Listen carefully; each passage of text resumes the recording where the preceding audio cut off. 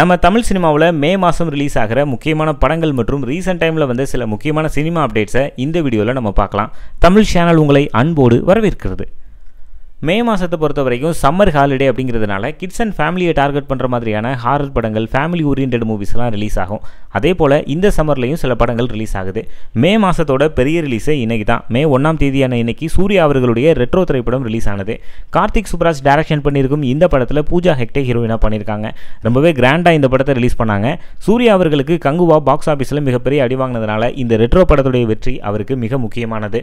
இந்த படத்தோட சசிகுமாரின் டூரிஸ்ட் ஃபேமிலி, நானியோட ஹிட் தேர்ட் கேஸும் ரிலீஸ் ஆனது.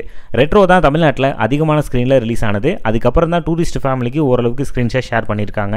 ஹிட் 3 பார்த்தீங்கன்னா தெலுங்கு டப்பிங் அப்படிங்கிறதுனால ரொம்ப குறைவான ஷோஸ் தான் இப்போதைக்கு போட்டிருக்காங்க. இந்த படங்களுடைய விமர்சனங்களுக்கு ஏற்ற மாதிரி இந்த ஷோஸ் வந்து சேஞ்ச் ஆகிறதுக்கும் வாய்ப்பு இருக்குது. பாலிவுட் திரைப்படமான ரெய்டு 2வும் இன்னைக்கு தான் ரிலீஸ் ஆகுது. இந்த படங்களுடைய விமர்சனங்களுக்காக தான் எல்லாருமே வெயிட் பண்ணிக்கிட்டு இருக்காங்க. இப்போ ஒவ்வொரு விமர்சனங்களாக வந்துகிட்டு இருக்கு. அடுத்த வாரம் எதுவும் பெரிய பட்ஜெட் படங்கள் எதுவும் ரிலீஸ் ஆகலை. ரொம்பவே சின்ன பட்ஜெட் படங்கள் தான் அடுத்த வாரத்துக்கு ரிலீஸ் பண்ணுவாங்க. 3வது வாரமான 16ஆம் தேதி தான் சந்தானத்தோட டிடி நெக்ஸ்ட் ரோல் படமும் சூரியோட மாமன் திரைப்படமும் ரிலீஸ் ஆகுது. டிடி நெக்ஸ்ட் ரோல் தான் ஃபர்ஸ்ட் அனௌன்ஸ்மெண்ட் பண்ணாங்க 16ஆம் தேதின்னு. மாமன் ரீசெண்டாக தான் அனௌன்ஸ்மெண்ட் வந்தது. தமிழ் சினிமாவில் முன்னணி காமெடியன்கள் 2 பேருமே ஒரே நாளில் தங்களுடைய படங்களை வந்து ரிலீஸ் பண்ணுறாங்க. இது மட்டும் இல்லாமல் இவங்க கூட இப்போ யோகி பாபுவும் இணைஞ்சிருக்காரு. ஜோரா கையை தட்டுங்க அப்படிங்கிற படமும் இதே நாளில் தான் ரிலீஸ் ஆகுது. யோகி பாபு லீட் ரோல் பண்ணியிருக்கிற திரைப்படம் ரீசெண்டாக தான் அனௌன்ஸ்மெண்ட் வந்தது. 3 பேரில் யார் பெரிய ஆள்னு அடிச்சு காட்ட போகிறாங்க. ஸோ நம்ம வெயிட் பண்ணி பார்க்கலாம் இந்த 3 படங்களுடைய ரிசல்ட்டை. இந்த படங்களோட நவீன் சந்திரா ஹீரோவாக பண்ணியிருக்கும் 11 அப்படிங்கிற ஒரு படமும் ரிலீஸ் ஆகுது.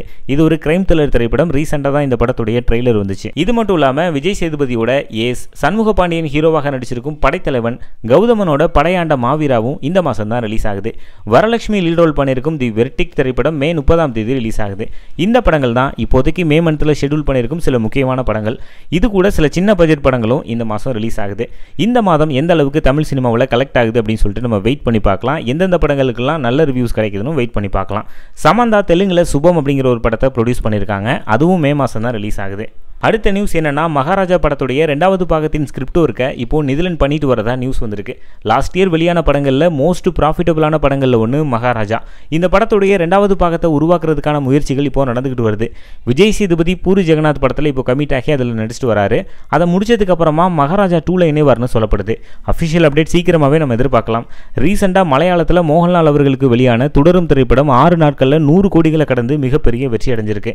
இப்போ தான் எம்புரான் ரிலீஸ் ஆகி பாக்ஸ் ஆஃபீஸில் ஒரு பெரிய வெற்றி அடைஞ்சது. உலகம் முழுவதும் 265 கோடிகளுக்கு மேலே கலெக்ஷன் பண்ணுச்சு. அதை தொடர்ந்து இப்போ அவருடைய அடுத்த படமும் பாக்ஸ் ஆஃபீஸில் மிகப்பெரிய வெற்றி அடைஞ்சிட்டு வருது.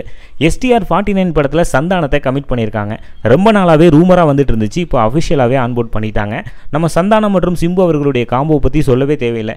இவங்க நடித்த எல்லா படங்களையும் காமெடி பயங்கரமாக ஒர்க் அவுட் ஆயிருக்கும். ஸோ இந்த படத்தில் அவரை கமிட் பண்ணியிருக்காங்க. எந்த அளவுக்கு இருக்குன்னு நம்ம வெயிட் பண்ணி பார்க்கலாம்.